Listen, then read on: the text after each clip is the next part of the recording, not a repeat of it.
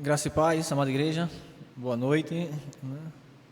Nós vamos, a partir de hoje, fazer uma série de exposições no livro de Gênesis e tomaremos como base o livro de um estudioso chamado Sidney Greidanos, Pregando Cristo a partir do Antigo Testamento. E eu quero convidá-los a abrir a palavra do Senhor em Gênesis capítulo 3, verso do 1 a 24. Gênesis 3, 1 a 24, diz assim a palavra do nosso Deus: Mas a serpente, mais sagaz que todos os animais selváticos que o Senhor Deus tinha feito, disse à mulher: É assim que Deus disse: Não comereis de toda a árvore do jardim? Respondeu-lhe a mulher: Do fruto das árvores do jardim podemos comer, mas do fruto da árvore que está no meio do jardim, disse Deus: Dele não comereis, nem tocareis nele, para que não morrais. Então a serpente disse à mulher: É certo que não morrereis, porque Deus sabe que no dia em que dele comerdes, se vos abrirão os olhos, e como Deus, sereis conhecedores do bem e do mal. Vendo a mulher que a árvore era boa para se comer, agradável aos olhos, e árvore desejável para dar entendimento, tomou-lhe do fruto, comeu, e deu também ao marido, e ele comeu. Abriram-se então os olhos de ambos, e percebendo que estavam nus, coseram folhas de figueira e fizeram cintas para si. Quando ouviram a voz do Senhor Deus, que andava no jardim pela viração do dia, esconderam-se da presença do Senhor Deus, o homem e a sua mulher, por entre as árvores do jardim. E chamou o Senhor Deus ao homem e lhe perguntou: Onde estás? Ele respondeu: Ouvi tua voz no jardim, e porque estava nu, tive medo e me escondi. Perguntou-lhe Deus: Quem te fez saber que estavas nu? Comeste da árvore de que te ordenei que não comesses? Então disse o homem: A mulher que me deste por esposa, ela me deu da árvore e eu comi. Disse o Senhor Deus à mulher: Que é isso que fizeste? Respondeu a mulher: A serpente me enganou e eu comi. Então o Senhor Deus disse à serpente: Visto que isto fizeste, maldita és entre todos os animais domésticos e o és entre todos os animais selváticos. Rastejarás sobre o teu ventre e comerás pó todos os dias da tua vida. Porém, inimizade entre ti e a mulher, entre tua descendência e o seu descendente. Este te ferirá a cabeça e tu lhe ferirás o calcanhar. E a mulher disse: Multiplicarei sobremodo os sofrimentos da tua gravidez. Em meio de dores darás à luz filhos. O teu desejo será para o teu marido, e ele te governará. E Adão disse: Visto que atendeste a voz da tua mulher, e comeste da árvore que eu te ordenara não comesses, maldita é a terra por tua causa. Em fadigas obterás dela o sustento durante os dias da tua vida. Ela produzirá também cardos e abrolhos, e tu comerás a erva do campo. No suor do teu rosto comerás o teu pão, até que tornes a terra, pois delas fosse formado, porque tu és pó, e ao pó tornarás. E deu o homem o nome de Eva, a sua mulher, por ser a mãe de todos os seres humanos. Fez o Senhor Deus vestimenta de peles para Adão e a sua mulher, e os vestiu. Então disse o Senhor Deus: Eis que o homem se tornou como de nós, conhecedor do bem e do mal, assim que não estenda a mão e tome também da árvore da vida e coma e viva eternamente. O Senhor Deus, por isso, lançou fora do jardim do Éden, a fim de livrar a terra de que fora tomado. E expulso o homem, colocou o querubim a oriente do jardim do Éden, e o refugiu de uma espada que se revolvia para guardar o caminho da árvore da vida. Vamos orar. Senhor nosso Deus, Pai bendito, nós queremos te louvar neste momento que o Senhor tem nos dado, mais uma vez, expor a palavra para alimentar teu povo, Senhor, o rebanho que o Senhor tem concedido aos presbíteros desta igreja, Senhor. Nos abençoe, te rogo pelo conselho, pela junta diaconal, pela nossa igreja, Senhor, que o Senhor cuide de nós nesse tempo de pandemia, nesse tempo de quarentena, nesse tempo, Senhor, de tantos questionamentos, de tantas dúvidas nos corações do teu povo, dos teus servos, das tuas servas, dos jovens. Que o Senhor nos abençoe, que o Senhor nos dê proteção, graça e misericórdia, em nome de Cristo Jesus, amém. Amada igreja, Sidney Greidanos ele vai dizer que o objetivo desta passagem era de ensinar a Israel sobre a origem do colapso pelo qual passavam. O narrador, vai dizer Greidanos, procurava responder a pergunta: o que aconteceu à boa criação de Deus? Porque em nossa vida presente passamos por dores, labutas, tensões no casamento, inimizades e, finalmente, a morte. Uma vez que nós temos as mesmas indagações hoje, podemos ter também como nosso objetivo em expor esse texto, ensinar as ovelhas de Cristo acerca da origem do esgotamento que experimentamos diariamente. Mas podemos ter como alvo algo mais do que ensinar.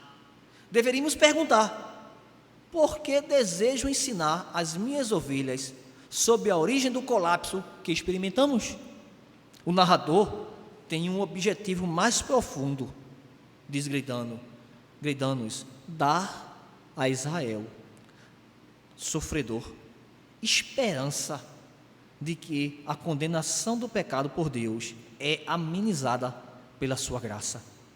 Alinhados com o objetivo do narrador, podemos assim ter como objetivo deste sermão dar ao povo de Deus, ao povo sofredor do Senhor de hoje, nesses tempos tão difíceis que estamos passando, esperança de que Deus em sua graça restaurará o paraíso perdido na terra.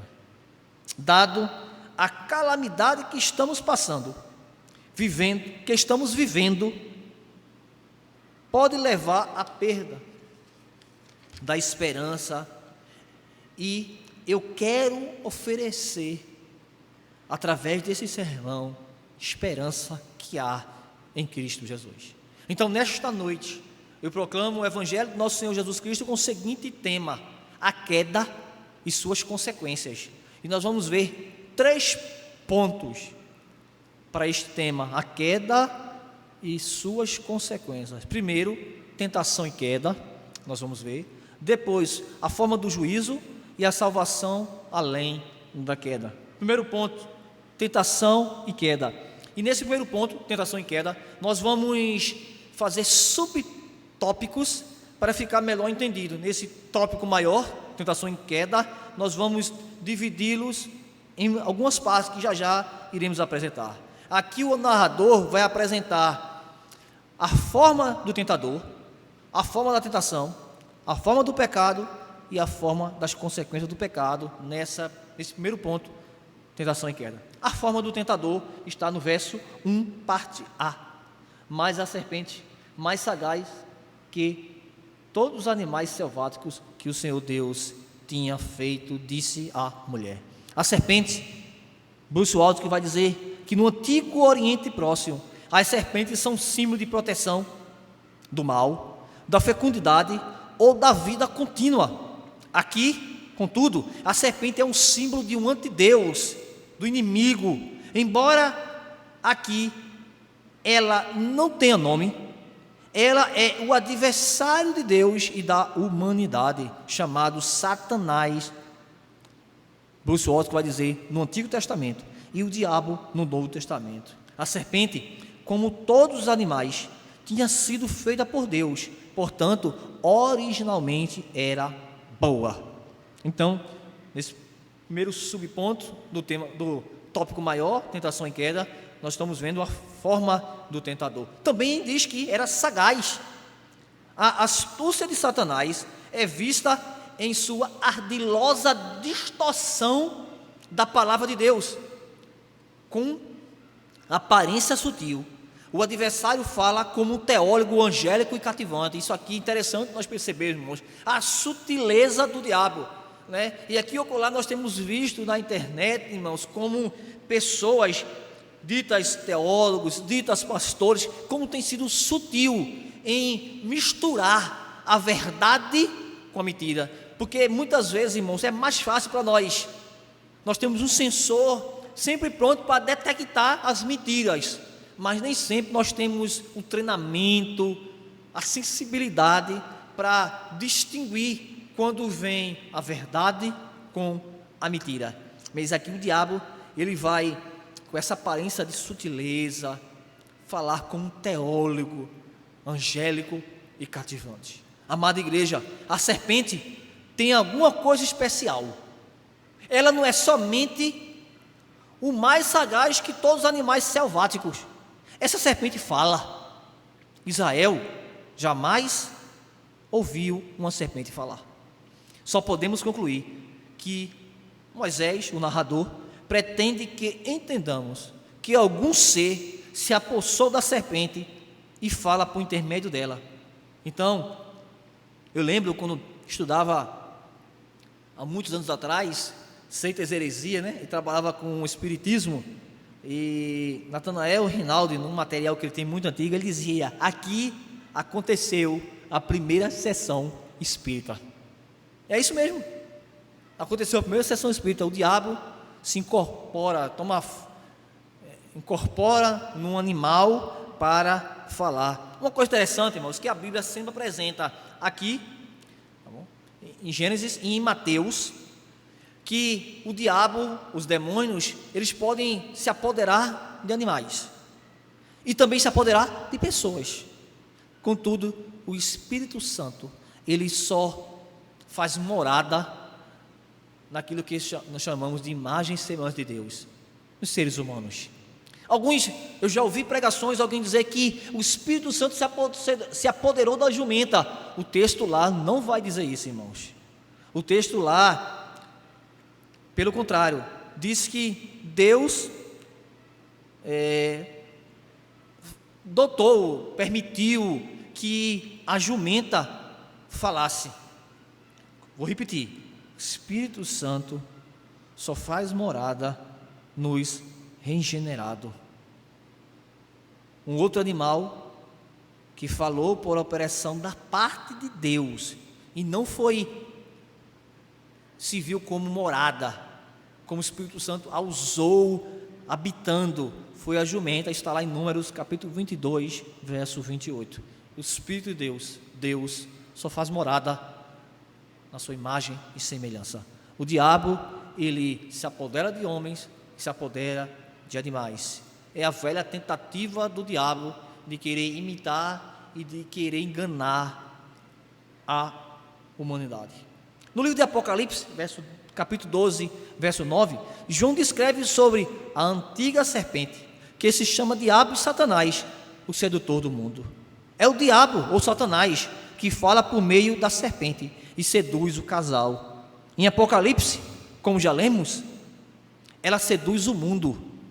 Em Gênesis, ela seduz um casal. E assim nós vemos a progressão do pecado, irmãos. A sedução do diabo, que lá em Gênesis começa tão somente com um casal, em Apocalipse é apresentado como ele sedutor do mundo, mostrando assim a proliferação do pecado, a proliferação da atuação, da operação do erro.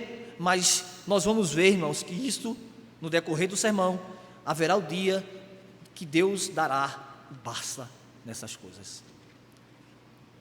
Nós vamos ver agora a forma da tentação.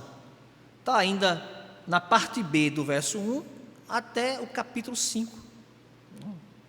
Vai dizer, a serpente, o verso 1 vai dizer assim: é assim que Deus disse: não comerás de toda a árvore do jardim. Respondeu-lhe a mulher: dos frutos das árvores do jardim podemos comer, mas do fruto da árvore que está no meio do jardim, disse Deus, dela não comereis, nem tocareis nele, para que não morrais. E aqui nós vamos, à medida que for expondo, nós vamos lendo o texto. A serpente, aliás, Satanás, diz à mulher, no versículo 1, é assim que Deus disse: não comereis de toda a árvore do jardim? Amada igreja, perceba como Satanás distorce astuciosamente as palavras de Deus. Deus tinha dito: de toda a árvore do jardim comerás livremente, exceto da árvore do conhecimento do bem e do mal. Gênesis capítulo 2, verso 17. Você pode comer de tudo. Vou ler Gênesis 2, 17. Mas da árvore do conhecimento do bem e do mal não comereis. Verso 16 diz: de toda a árvore do jardim comerás. Satanás coloca uma dúvida: é assim que Deus disse? Não comereis de toda a árvore do jardim? Satanás distorce, repito, astuciosamente as palavras de Deus. Satanás despreza as boas dádivas da plenitude de alimentos concedida por Deus e faz o seu mandamento, ou seja, o mandamento de Deus, despropositado. Todas essas árvores que aqui estão, boas para comer e agradáveis aos olhos, e Deus disse: não comerás nenhuma árvore do jardim. Satanás joga uma dúvida no diálogo, porquanto ele deseja injetar, colocar na mulher uma dúvida que pudesse induzi-la a crer naquilo que não é a palavra de Deus, para a qual não há claramente uma razão plausível. Ele colocou dúvidas. Tanta coisa para comer, você não pode comer nada. Mas Deus não disse isso, irmão. A mulher é logo atraída pela conversa. Ela responde, está no versículo 3. Mas do fruto, respondeu-lhe a mulher, verso 2: dos frutos da árvore do jardim podemos comer, mas do fruto da árvore que está no meio do jardim, disse Deus: dele não comereis, nem tocareis nele, para que não morrais. A mulher quase responde certo, mas a sugestão de que o mandamento de Deus é imprudente entrou no coração dela. Deus tinha dito: da árvore do conhecimento do bem e do mal não comerás. A mulher cita Deus como se ele tivesse dito: o fruto da árvore que está no meio do jardim, disse Deus, dele não comereis e nem tocareis. Ela acrescentou, irmãos, algo que Deus não tinha dito. A mulher corrige Satanás, mas inclui uma dose de legalismo. O que é legalismo? É criar leis, é formar leis onde a palavra de Deus nada fala sobre aquilo, irmãos. Aplicação para nossas vidas. Assim tem sido na vida de muitas pessoas, ir além do que está escrito. Por exemplo, a Bíblia não proíbe, irmãos, barba, mas tem pessoas que dizem que é pecado. Eles querem ir além, é legalismo. A Bíblia não proíbe canto nenhum, brinco. A Bíblia não proíbe o crente beber vinho. O que a Bíblia proíbe é embriagar. Mas tem pessoas que querem ser mais santos, mais justos do que o próprio Deus. O que é isso, irmãos? É a velha semente lá do Éden, legalismo.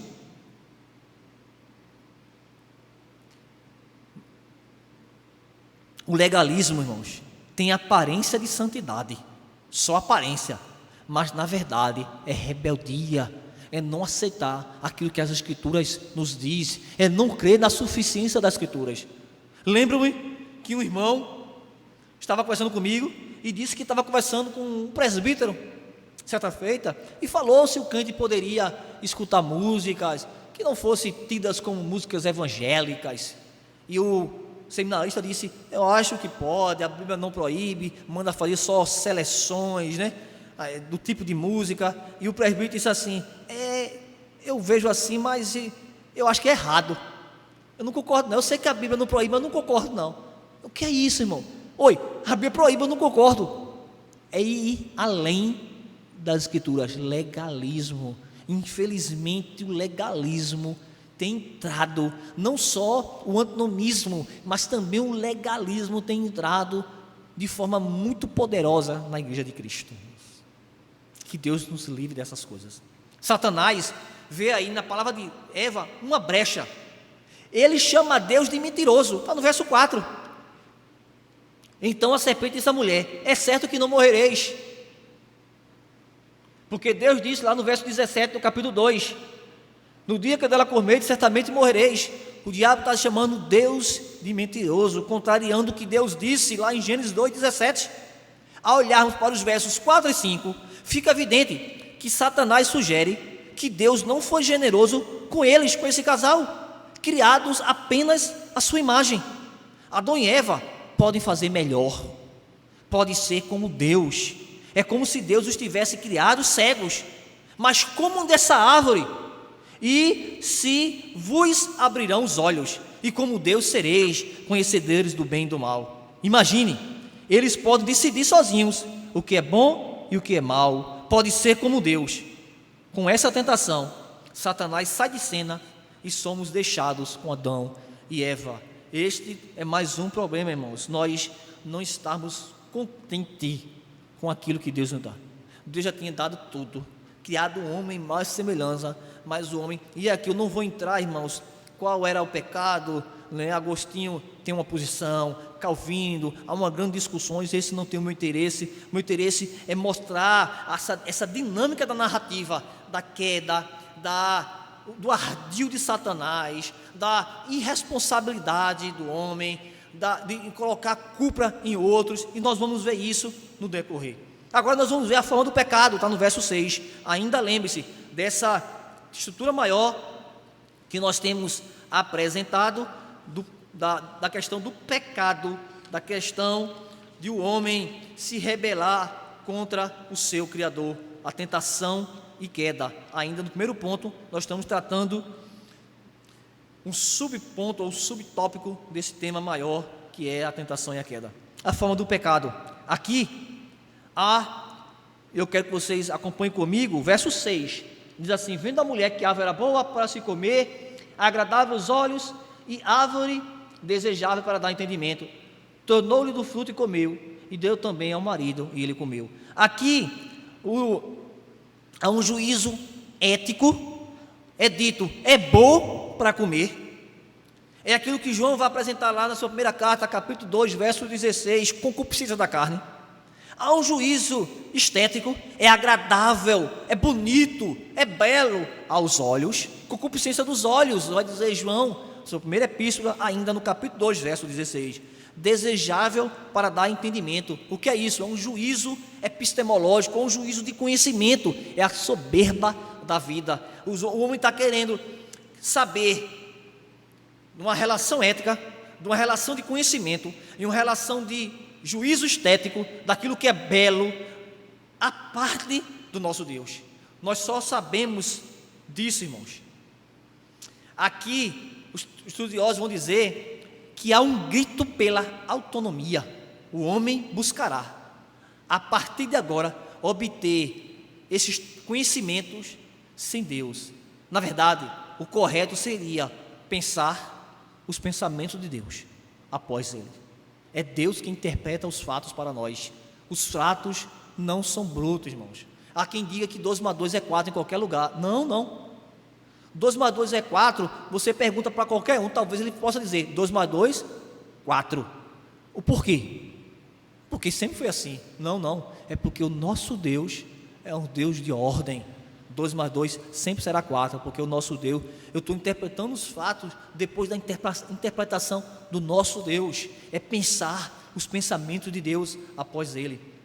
Agora, cabe uma pergunta: cadê Adão? Cadê Adão? Cadê o profeta? Cadê o sacerdote? Cadê o rei? Cadê o protetor? Cadê o pastor do coração desta mulher? Onde estava esse homem? O seu marido, que havia recebido o mandamento diretamente de Deus, deveria tê-la impedido. Cuidado da sua esposa, não faça isso. Deus ordenou que não comêssemos dessa árvore. Deus nos honrou, criando-nos à sua semelhança. Mas, como suas criaturas, não devemos tentar ser igual a ele. Era para ele ter pastoreado o coração da sua esposa. Adão, no entanto, ficou calado e permitiu que a esposa transgredisse aquela ordem de Deus. E depois, ele mesmo transgrediu. Calvino tem algo interessante para dizer. Ele vai dizer assim: o primeiro casal humano, ao comer da árvore, quis ser como Deus. Ao decidir por si mesmo o que é bom ou mal, estabelecendo autonomia moral sobre o que é bom ou mal, usurpando assim a prerrogativa divina. Adão foi cativado pela sedução da mulher, vai dizer Calvino, e não persuadido pela impostura da serpente, pois Paulo diz: Adão não foi iludido, mas a mulher. Está lá em 1 carta a Timóteo, capítulo 2, verso 14. Paulo também diz em Romanos 5,12 que o pecado não veio por meio da mulher, e sim de Adão. Adão era o nosso representante. Amada igreja, o homem, Adão, ele não exerceu, como eu falei, o seu ofício de protetor do lar, de pastor. Aqui cabe uma advertência para os maridos, para que eles não sejam nesse aspecto igual a Adão, deixando a mulher desprotegida dos seus cuidados, do seu pastoreio. Os homens têm esta grande responsabilidade, irmão, de cuidar não só fisicamente. Tem homens que dizem assim: eu coloco o feijão e a farinha, já está bom demais. Não. Isso é metade do trabalho, irmãos. Isso é uma parte da verdade. Nós, os homens, não tem só esse dever de colocar o feijão e arroz, a comida dentro de casa, mas ele também tem a obrigação, irmãos, de conduzir a espiritualidade do lar, cuidando da sua esposa, cuidando dos seus filhos, fazendo os cultos domésticos. Uma coisa também que eu estava refletindo esses dias ao preparar esse sermão, uma coisa bem interessante que tem aqui no verso 6.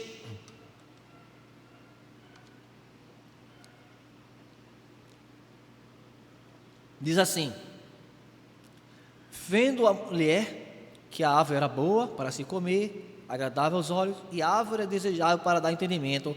E eu quero que você pegue comigo essa ideia aqui, ó. Ela tomou e comeu. O homem era para ser o responsável para suprir necessidades. Há uma inversão aqui. A mulher é que está pegando o fruto. Lógico que as mulheres podem ajudar, né? Mas pela toda a narrativa aqui, nós vamos ver que há uma inversão. Deus fala com o homem como cabeça, mas a serpente vai procurar a mulher. E a mulher, ela toma e come. E acontece uma desarmonia. Agora, eu peço que vocês abram a palavra de Deus, me acompanhem em Mateus 26, 26. Mateus 26, 26. Diz assim a palavra de Deus: enquanto comia, tomou o pão e deu aos discípulos, dizendo: tomai e comei.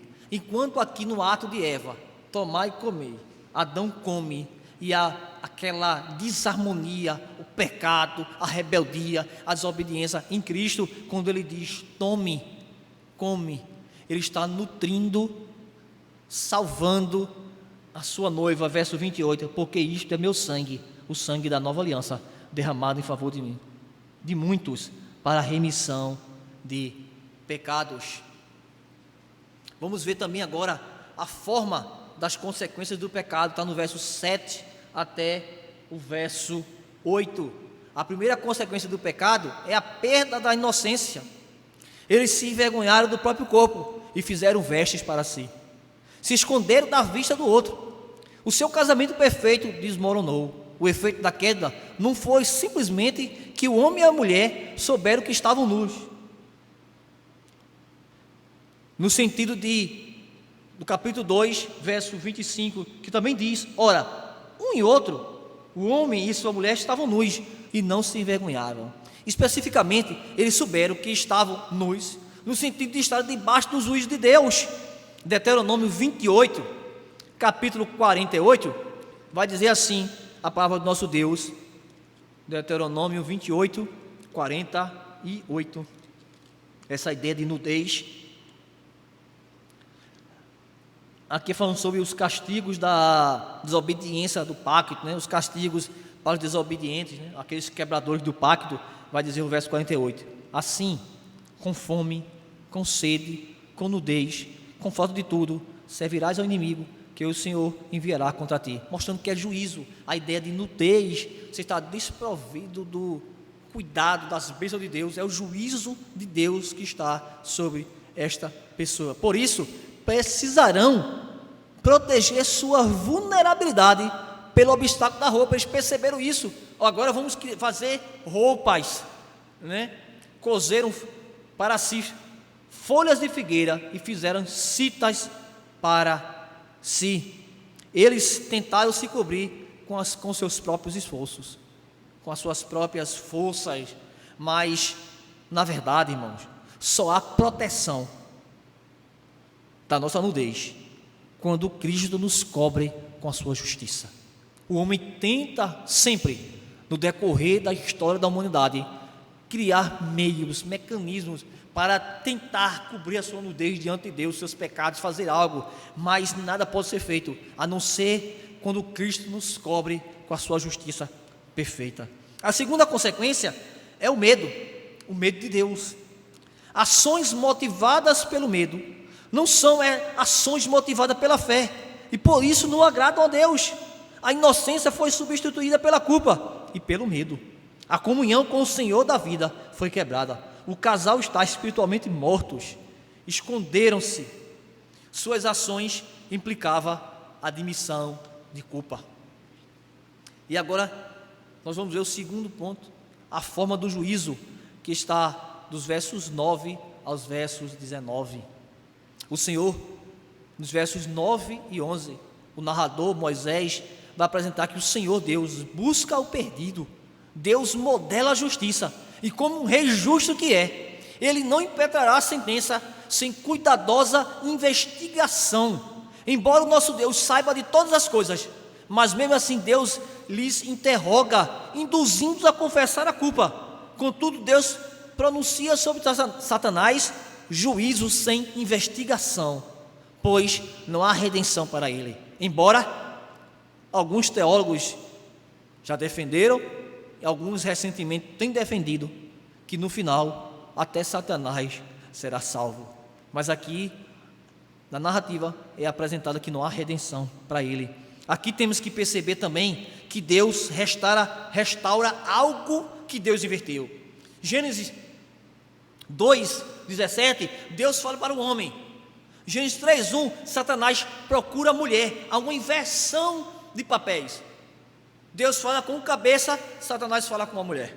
Mas na hora da condenação, Deus restaura esta ordem. Deus procura o homem, porque é o homem que é o cabeça. Deus fala com o homem, dos versos 9 a 11. O inimigo, amado da igreja, sempre tenta mudar a direção das estruturas estabelecidas por Deus.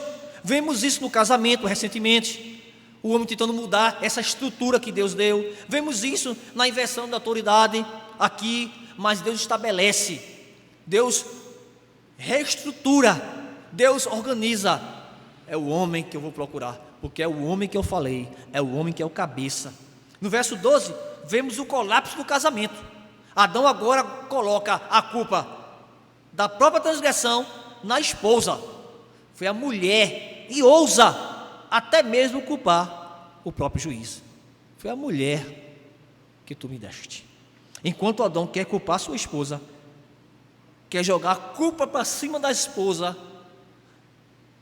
Cristo, irmãos, carregou a culpa do seu povo, da sua esposa, e como um cordeiro mudo, irmãos, foi levado para o matadouro, mas não acusou a sua esposa em nenhum momento. Que diferença, irmãos. Verso 13, tanto Adão quanto Eva transferem a culpa para outros, recusam-se a assumir a responsabilidade pelo próprio pecado. Muitas vezes fazemos isso também. Somos cobrados, muitas vezes as pessoas que trabalham são cobrados pelos patrões, pelos seus chefes, pelos atrasos. E o que é que muitas vezes nós dizemos, irmãos? Mas fulano fez isso e não foi cobrado. Fulano também faz isso. Não, assuma a sua responsabilidade. Quem chegou atrasado foi você. Não joga a sua culpa. Não queira se limpar de forma errada, jogando a sua sujeira em cima de outras pessoas.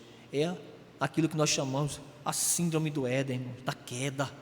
Maldita és. Essa é a primeira vez que lemos na Bíblia uma maldição. A maldição de Deus retira as criaturas da sua bênção. Deus dá a sentença na sequência. Ele faz uma inversão.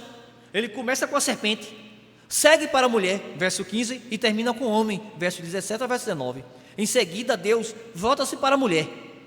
Mas atente, que Deus não amaldiçoa, mas castiga nos seus papéis de mãe e esposa. Dor ao tornar-se mãe, angústia na luta pelo domínio do casamento.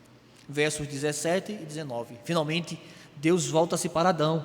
O narrador usa o mesmo termo, trabalho penoso, para a angústia da mulher. É o mesmo termo. o trabalho em si é uma bênção de Deus. Está lá em Gênesis capítulo 2, verso 15, antes da queda. Mas agora vai ser com dificuldade, com suor.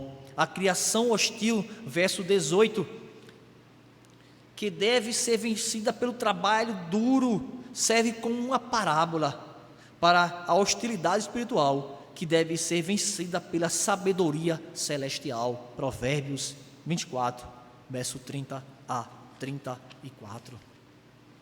Verso 19, ironicamente, transgredia as fronteiras divinas, não traz o casal a vida elevada que esperavam, mas em vez disso, lhes traz caos e morte. A Bíblia diz: há caminho que ao homem parece direito, mas ao cabo dá em caminhos de morte. Provérbios capítulo 14, verso 12. Finalmente, o último ponto: salvação além da queda.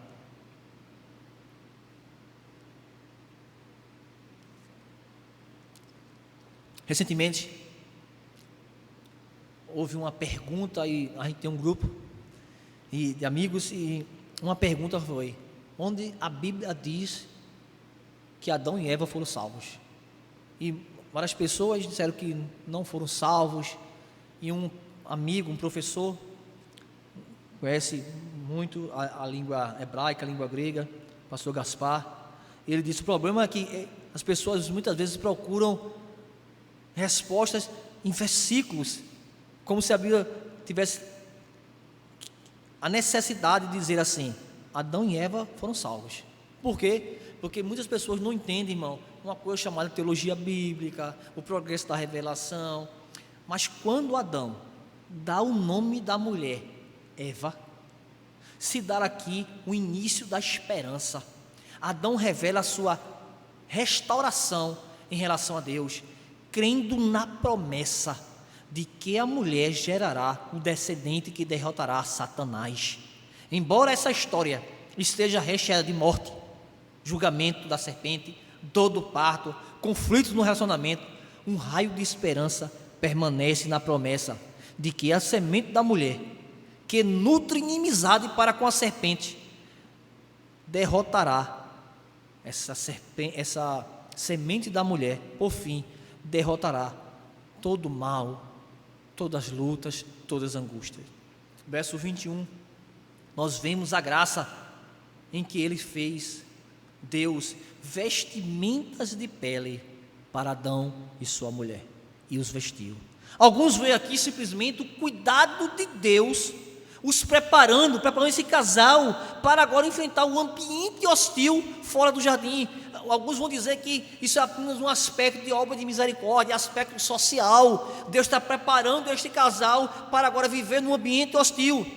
Eu creio, irmãos, que isso também é uma verdade. Eu não vou entrar naquela contenda que vai dizer que ou é isto ou é aquilo. Eu acho que as duas coisas são verdade, mas além disto, há algo muito mais importante. Pois Deus, ao cobrir este casal, cobrir a nudez, mostra a sua graça, pois isso revela que ele está tratando de um problema bem maior, que é o pecado. Pois perdoar, em hebraico, também tem essa ideia de cobrir. Está lá no Salmos, capítulo 32, Salmos 32, verso 1, e eu quero ler Salmos 32, verso 1. Bem-aventurado aquele cuja iniquidade é perdoada, há um paralelismo, cujo pecado é coberto. Então essa ideia de cobrir, Deus faz para o casal o que eles não podem fazer por si mesmo, não pode resolver sua vergonha. Deus, porém, pode, Deus quer e Deus fez cobrir a vergonha deste casal. Verso 22, os seres humanos se tornaram independentes, autônomos, decidindo por si mesmos o que é bom e o que é mal. Vai dizer lá o texto, verso 22, que é o homem que não estenda a mão e tome também da árvore da vida e coma e vive eternamente. Já imaginou que desastre seria se os seres humanos pecadores, assassinos como Lameque e o moderno assassino Hitler, vivessem para sempre? Não importa, amada igreja, quão grande seja o reino de terror, o terror dos maus, sabemos que todos morrerão e seu reino maligno acabará. Verso 23, o homem foi expulso, banido do jardim, banido da presença de Deus. Esse é o pior castigo de todos. Assim será com os desobedientes, passarão a eternidade banido da presença de Deus, no lugar chamado inferno. Adão e Eva perderam o direito a seu lugar no jardim do Éden, no jardim de Deus. O pecado separa homem, mulher, criança, jovens, idosos da presença graciosa de Cristo. E não há caminho de volta para o paraíso, irmãos. Pois lemos no verso 24: Deus expulsou o homem e colocou querubins, ao oriente do jardim do Éden, e o refugiou de uma espada que se revolvia para guardar o caminho da árvore. Não há volta para o jardim, não há volta para este local. Os querubins, como guardiões, são um memorial para Israel dos dois querubins que guardavam a arca sagrada no tabernáculo. Êxodo capítulo 25, verso 22. E mais tarde também no templo. Também havia figura de querubins bordado nas cortinas do tabernáculo do templo. Êxodo capítulo 26, verso 1 a 31. Segunda Crônicas, capítulo 3, verso 14. Alertando o povo de que pecadores não são admitidos na presença de Deus, a não ser que o próprio Deus retire os querubins guardiões. Terminando, irmãos, queria fazer algumas aplicações. A condenação de Deus para a rebelião humana é uma inversão das bênçãos do paraíso. A condenação de Deus para o pecado significa o banimento, o afastar, o distanciar da presença do Deus Santo.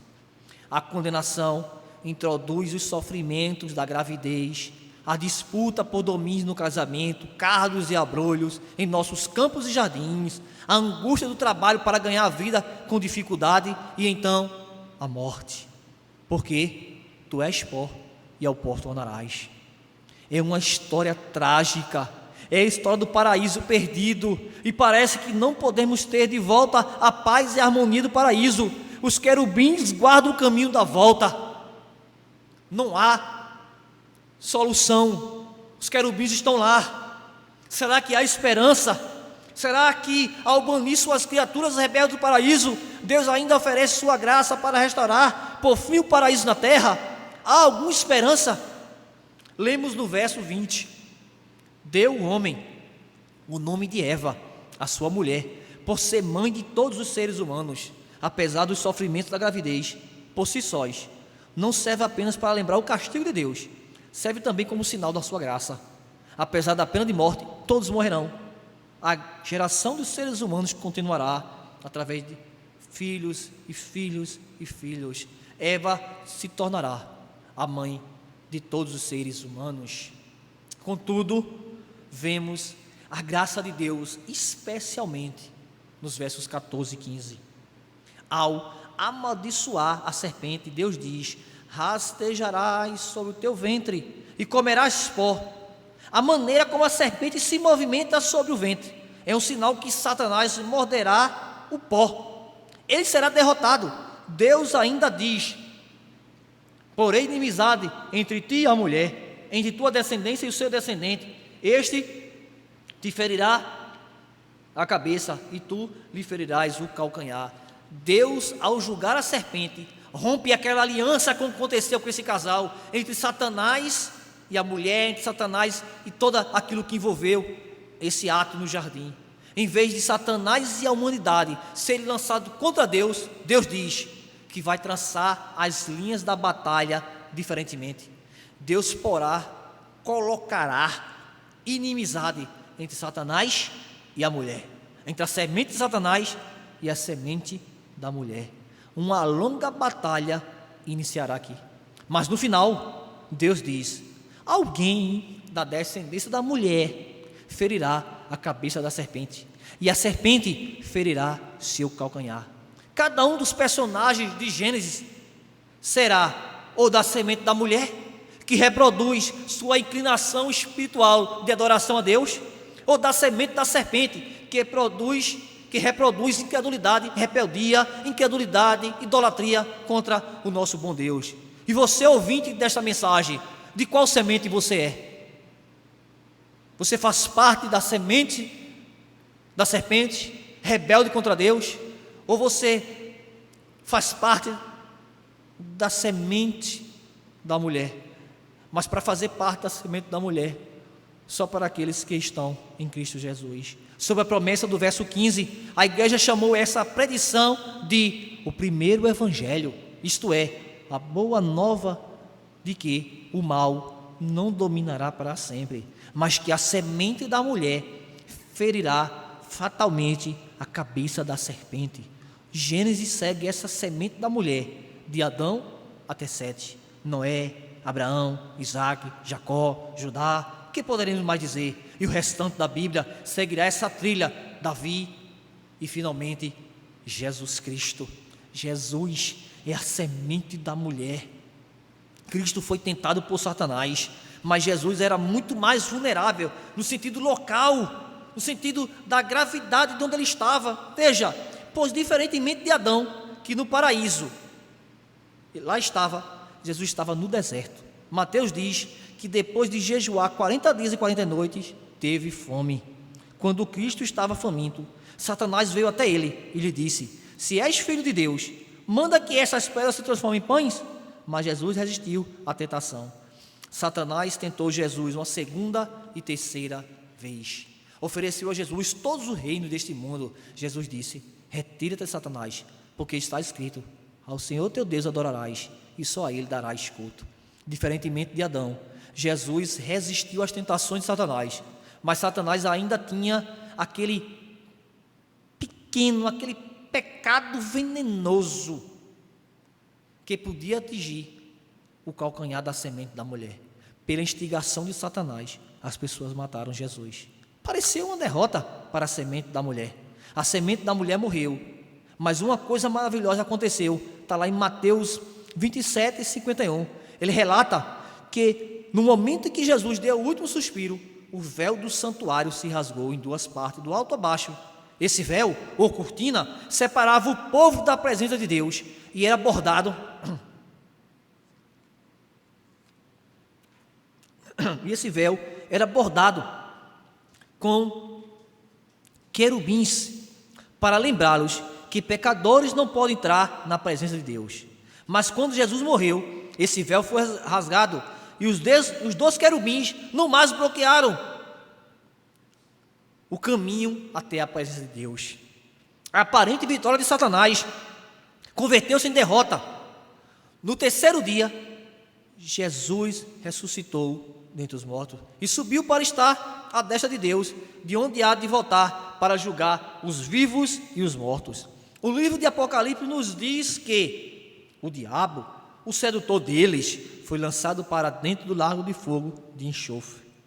Apocalipse capítulo 20, verso 10. E atentem, e aqui eu estou finalizando, o que João vai dizer lá em Apocalipse 22, e eu termino com esse texto. Apocalipse 22, verso 1, 3, depois verso 14, vai dizer: então me mostrou o rio da água da vida, brilhante como cristal, que sai do trono do Deus e do Cordeiro. No meio da sua praça, de uma outra margem do rio, está a árvore da vida, que produz 12 frutos, dando seu fruto de mês em mês, e as folhas das árvores são para a cura dos povos. Verso 14. Bem-aventurados aqueles que lavam suas vestiduras no sangue do Cordeiro, para que lhes assista o direito da vida, da árvore da vida, e entre na cidade pelas portas. O paraíso não está perdido, mas será restaurado na terra por intermédio de Jesus Cristo. Essa é a esperança e a consolação da igreja. Essa é a consolação para todos quantos sofrem neste ínterim, de lá até o final dos séculos. O paraíso será algum dia restaurado na terra e nós desfrutaremos dele em plena comunhão com o nosso Deus. Amém. Vamos orar para terminar. Senhor nosso Deus, Pai bendito, queremos te rogar que o Senhor nos abençoe nesta hora, abençoe aqueles que irão ouvir esta pregação por meio do YouTube, de outros canais, que o Senhor use poderosamente, Senhor, pois é a tua palavra que está sendo pregada. Nós te rogamos assim, em nome de Cristo Jesus. Amém.